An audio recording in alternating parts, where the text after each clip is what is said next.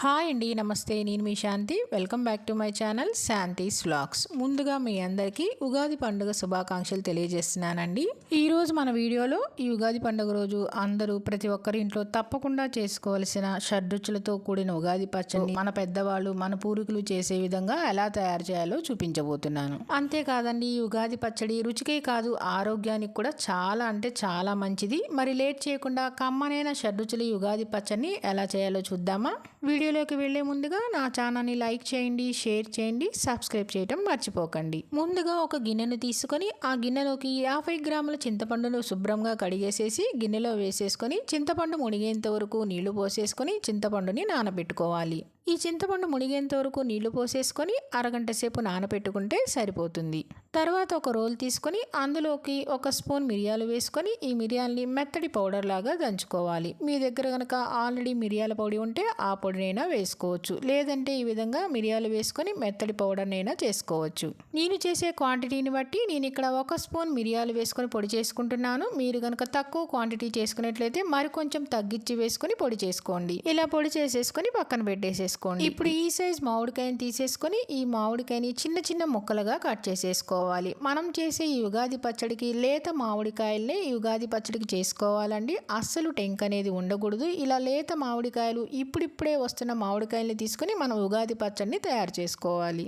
మామిడికాయని శుభ్రంగా కడిగేసేసుకొని పైన కొద్దిగా కట్ చేసేసుకొని ఇప్పుడు ఈ మామిడికాయని పైన ఉన్న చెక్కు తీయకుండా చిన్న చిన్న ముక్కలుగా కట్ చేసేసుకోవాలి. చూడండి, మామిడికాయ అనేది ఎంత లేతగా ఉందో ఈ విధంగానే అస్సలు టెంక్ అనేది లేకుండా మనం తీసుకోవాలి. మనం చేసే ఉగాది పచ్చడికి మామిడికాయకి పైన ఉన్న చెక్క అనేది అస్సలు తీయరండి. ఈ విధంగా మామిడికాయని కట్ చేసేసుకొని ఇప్పుడు ఈ మామిడికాయని చిన్న చిన్న ముక్కలుగా కట్ చేసుకోవాలి. ఇలా కట్ చేసుకున్న మామిడికాయ ముక్కలన్నిటిని ఒక బౌల్లోకి వేసుకొని పక్కన పెట్టుకోవాలి. ఇప్పుడు మనం ఉగాది పచ్చడిని తయారు చేద్దాము. నేను ఇక్కడ 50 గ్రాముల తురిమిన బెల్లాన్ని వేసుకుంటున్నాను. మనం ఎప్పుడైనా సరే ఉగాది పచ్చడి తయారు చేసే ముందు బెల్లంతోనే మొదలు పెట్టాలండి. బెల్లం అనేది మన ఆనందానికి సంకేతం కాబట్టి ఈ విధంగా ముందుగా మనం తీపితో మనం ఉగాది పచ్చడిని తయారు చేయాలి.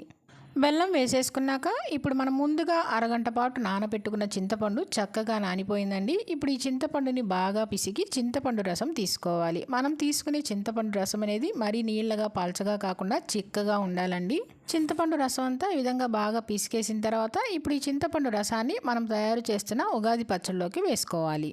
మనం బెల్లం వేసిన తర్వాత చింతపండు రసం వేసేసుకుంటే బెల్లం అనేది తొందరగా కరిగిపోతుందండి. ఇప్పుడు చింతపండు రసం వేసుకున్నాక ఇప్పుడు అదే చింతపండులో మరికొంచెం నీళ్లు పోసుకొని ఆ రసాన్ని కూడా పోసేసుకోవాలి. చింతపండు రసం అంతా వేసేసుకున్నాక ఇప్పుడు మనం వేప పువ్వుని వేసుకోవాలి. వేప పువ్వుని కాడలు కాయలు ఇలా కాకుండా మనం అచ్చం వేప పువ్వుని మాత్రమే ఈ విధంగా తీసుకోవాలండి. కాయలు అనేవి అస్సలు వేసుకోకూడదు. చూడండి, ఈ విధంగా చిన్న చిన్న కాయలు వస్తాయి కదా, అలాంటివి అసలు వేసుకోకూడదు.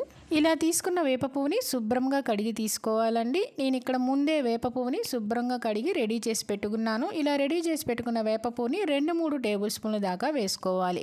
ఇప్పుడు మనం ముందే రెడీ చేసి దంచి పెట్టుకున్న మిరియాల పొడిని ఒక స్పూన్ వేసేసుకోవాలి. మీరు మిరియాల పొడి బదులు కారమైనా వేసుకోవచ్చు. అలానే ఇందులో 1/2 టీ స్పూన్ ఉప్పు వేసుకోవాలి. మనం ముందే కట్ చేసి పెట్టుకున్న లేత మామిడికాయ ముక్కల్ని వేసుకోవాలి. మామిడికాయ ముక్కలు కూడా వేసేసుకున్నాక ఇప్పుడు స్పూన్తో మనం వేసుకున్న బెల్లం ఉప్పు కరిగే విధంగా కలిపేసేసుకోవాలి.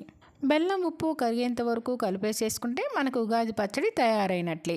అంతేనండి, ఉగాది పచ్చడి తయారైపోయింది. పండుగ రోజున ఇలా షడ్రుచులతో కూడిన ఉగాది పచ్చడిని మీరు కూడా తయారు చేసి దేవునికి నైవేద్యంగా పెట్టి మీరు కూడా ప్రసాదంగా స్వీకరించండి. అలాగే ఈ రుచికరమైన ఉగాది పచ్చడిని మీరు కూడా ట్రై చేసి అలాగే మీకు ఎలా వచ్చిందో కింద కామెంట్లో తెలియజేయడం అస్సలు మర్చిపోవద్దు. మరి ఇంకెందుకంటే ఆలస్యం, ఉగాది పండుగ రోజు తప్పకుండా చేసుకోవాల్సిన ఉగాది పచ్చడి వీడియో మీకు నచ్చిందా అండి? నచ్చితే కనుక లైక్ చేయండి, మీ ఫ్రెండ్స్కి రిలేటివ్స్కి షేర్ చేయండి, సబ్స్క్రైబ్ చేయండి. మరిన్ని అప్డేట్ కోసం కింద ఉన్న బెల్ ఐకాన్ని క్లిక్ చేయండి.